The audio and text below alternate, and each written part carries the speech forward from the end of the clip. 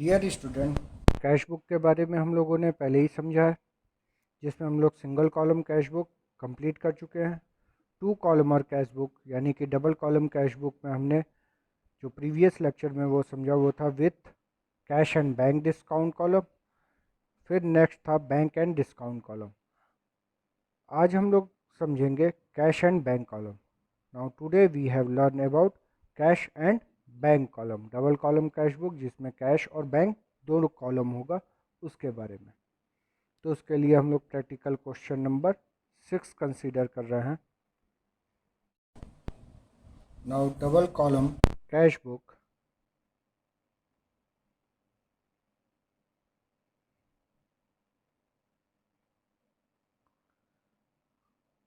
Cash and bank column,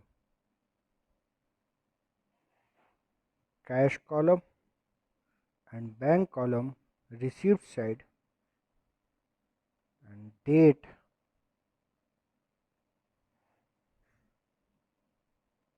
receipt side, cash and bank column. Next, in payment side, date, payment, two column for cash and bank. Now first column cash and second column bank. Now question number 6. Enter the following particulars in the cash book with cash and bank column. तो हमने two column prepare किया cash and bank column के लिए। तो जो business transaction है इसको record कर रहे हैं इन कैश बुक में। तो 1 April date 1 April, balance of cash in hand ₹2000 and bank at ₹12,000। तो ये बैलेंसिंग अमाउंट है। तो कैश का बैलेंस और बैंक का बैलेंस ये दोनों डेबिट बैलेंस है, डेबिट साइड रिकॉर्ड करेंगे टू बैलेंस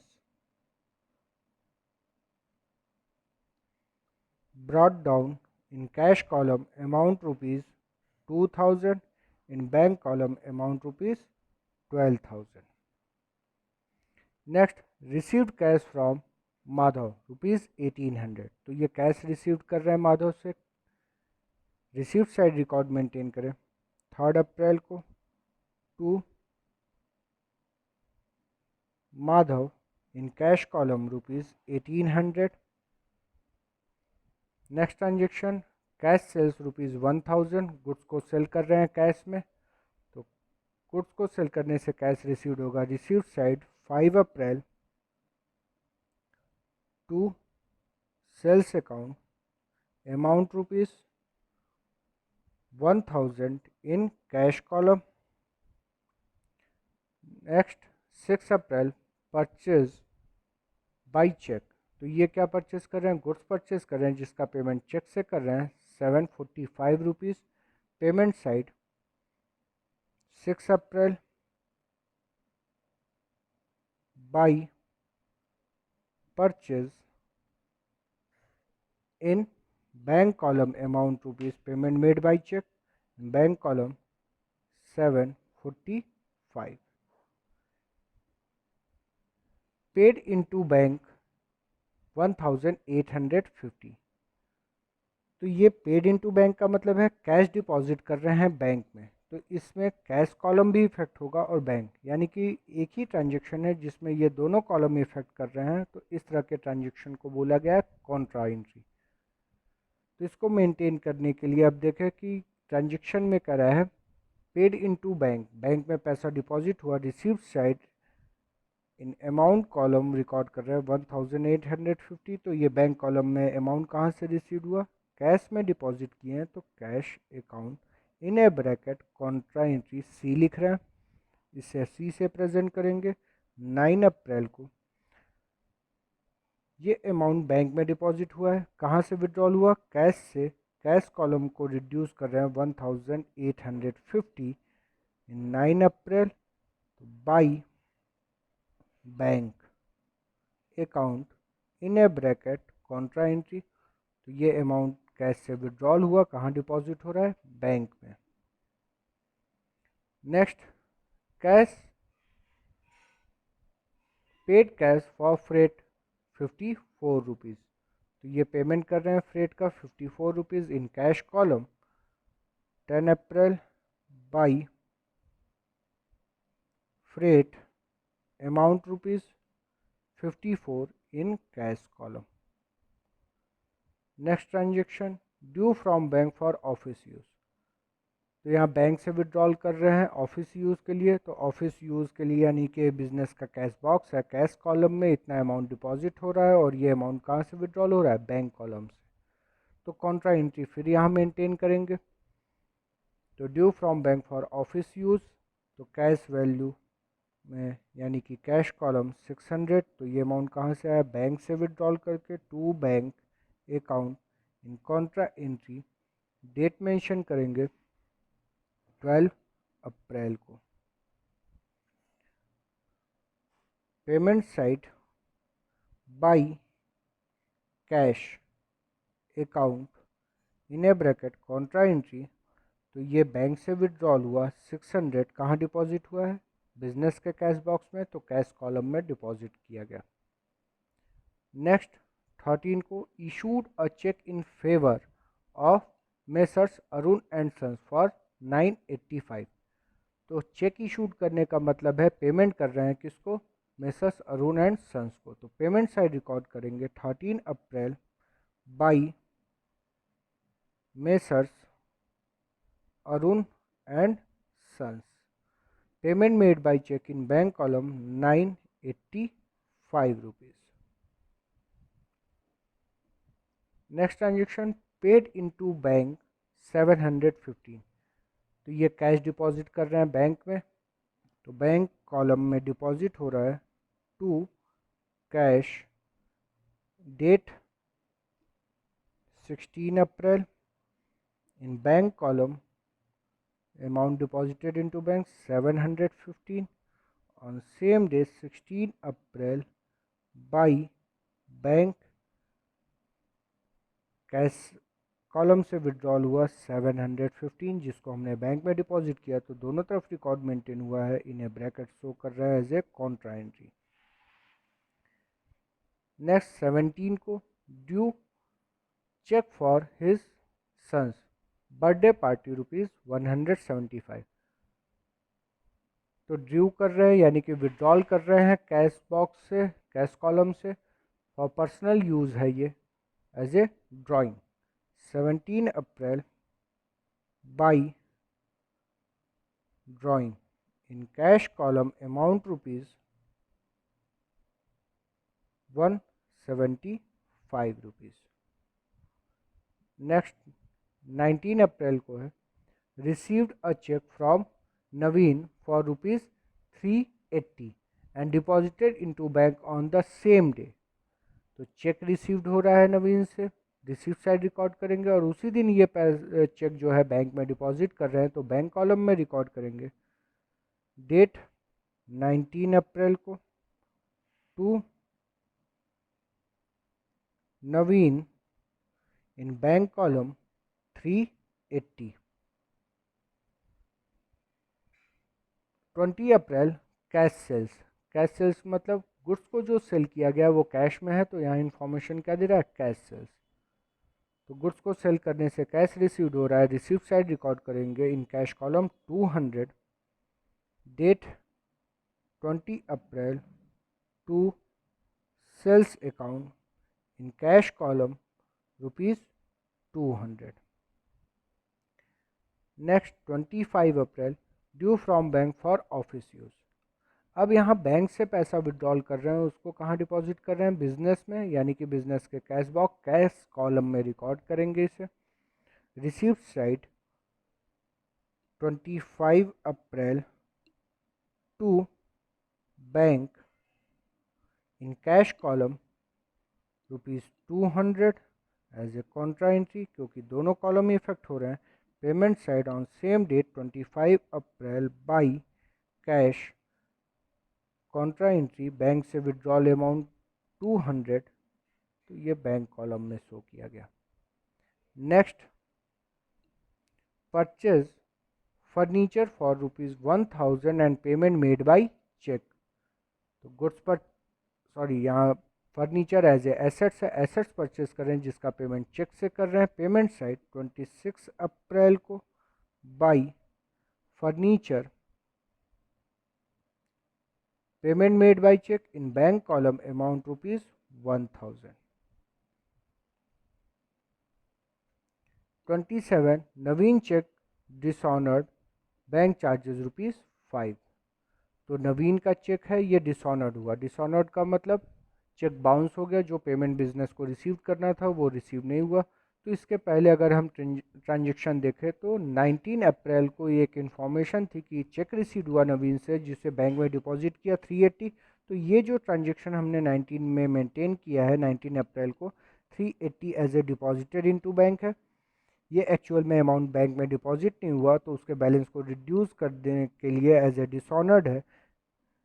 डेट 27 अप्रैल को by Naveen in bank column 380 record करेंगे। इसका मतलब बैंक से उतना अमाउंट डिडक्ट कर रहे हैं। Next on same day bank charges ₹5। तो बैंक चार्जेस के लिए 27 अप्रैल को ही पेमेंट साइड, क्योंकि बैंक उतना हमारा बैंक चार्जेस हमारे अकाउंट से माइनस कर लेगा, by as a bank charges amount ₹5 in bank column. Purchase business premises, payment made by cheque amount 12,000। तो business premises as a assets है, इसका पेमेंट चेक से कर रहे हैं। Date 29 April by premises amount ₹12,000, payment made by cheque in bank column, 12,000 record maintain किया गया। अब आगे इंफॉर्मेशन कंसीडर करें तो next last information, received cheque for 675 from Hari. Hari से चेक रिसीव्ड हुआ। आगे क्वेश्चन में कोई ऐसी इंफॉर्मेशन नहीं कि ये जो चेक रिसीव्ड है सेम डे बैंक में डिपॉजिट है, तो इसे हम एज्यूम कर सकते हैं कि या तो बैंक में डिपॉजिट किया गया है, या अगर बैंक में डिपॉजिट नहीं कर रहे हैं, इन दोनों सिचुएशन में कोई भी सिचुएशन हम कंसीडर कर सकते हैं। लेकिन इसमें ट्रांजैक्शन का डिफरेंस होगा कि अगर ये चेक रिसीव्ड हुआ सेम डे बैंक में डिपॉजिट नहीं कर रहे हैं तो कोई ट्रांजैक्शन कैश बुक में रिकॉर्ड मेंटेन नहीं करेंगे। लेकिन अगर ये चेक रिसीव्ड है और उसी दिन सेम डे बैंक में अगर हम डिपॉजिट कर रहे हैं तो इसे रिकॉर्ड मेंटेन करना होगा बैंक कॉलम में, डिपॉजिट साइड, रिसीव्ड साइड। तो अब इसको एज्यूम कर ले रहे हैं कि check deposited into bank on the same day. Now recorded debit side, received side 30 April to Harish in bank column amount 675 rupees। तो इस तरह से ये ट्रांजेक्शन कंप्लीट हुआ। अब ट्रांजेक्शन कंप्लीट होने के बाद जो कैश बुक है इसके बैलेंसिंग अमाउंट को फाइंड आउट करें, तो इसके लिए रिसीव्ड साइड और पेमेंट साइड का टोटल करना होगा। तो इन कैश कॉलम और बैंक कॉलम दो कॉलम है, पहले कैश कॉलम को प्रीफर करें क्योंकि जितना कैश रिसीव्ड है उससे ज़्यादा हम पेमेंट नहीं कर सकते, तो कैश कॉलम का हमेशा डेबिट साइड एक्सेस होगा। तो debit side total value 2000 plus 1800 plus 1000 600 200 and 200, total 5800। ये क्या है? टोटल रिसीव्ड्स।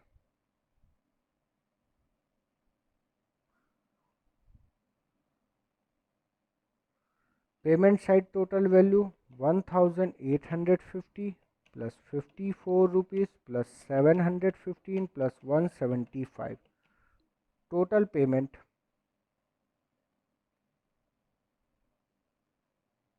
Rupees 2794 rupees. तो अब हम ये बता सकते हैं कि 30 अप्रैल को तक at the end of the month total receives ये है, पेमेंट ये, तो बाई बैलेंस कैरिड डाउन कितना बैलेंस है? तो 5800 minus 2794 four balancing amount 3006 rupees. ये इतना कैश इन हैंड है हमारे बिजनेस में अवेलेबल है। तो ये कंप्लीट हुआ कैश कॉलम। अब बोथ साइड को इक्वल कर दें, 5800 एंड 5800। नेक्स्ट बैंक कॉलम के अकाउंट का बैलेंसिंग फाइंड आउट करें। तो बैंक कॉलम में हम देख रहे हैं पेमेंट साइड एक्सेस है, यानी कि जितना बैंक में अमाउंट अवेलेबल है उससे ज़्यादा हमने पेमेंट कर रखा है। तो ऐसा पॉसिबल होता है क्यों? क्योंकि जो भी बिज़नेस है उसका बैंक में अकाउंट है, बैंक एक ओवरड्रॉन की फैसिलिटी देता है कि अगर अकाउंट होल्डर के अकाउंट में या बिज़नेस के अकाउंट में अमाउंट अवेलेबल नहीं है फिर भी वो पेमेंट कर सकता है। तो इसके लिए जो बैंक फैसिलिटी देता है उसको ओवरड्रॉन की फैसिलिटी यानी कि ओवरड्राफ्ट कहा गया। तो ये पेमेंट साइड ज़्यादा है, पेमेंट साइड टोटल करें 745 plus 600 plus 985 plus 200 1385 rupees and 12,000। Total payment 15,915। Receipt side total cheque करें, 12,000 प्लस 1,850 715 रुपीज़ 380 एंड 675 15,620 रुपीज़। तो पेमेंट एक्सेस है। तो जो बैलेंस शो करेगा वो डेबिट साइड यानी कि receive side to balance carried down 15,915 minus 15,620 rupees. Amount rupees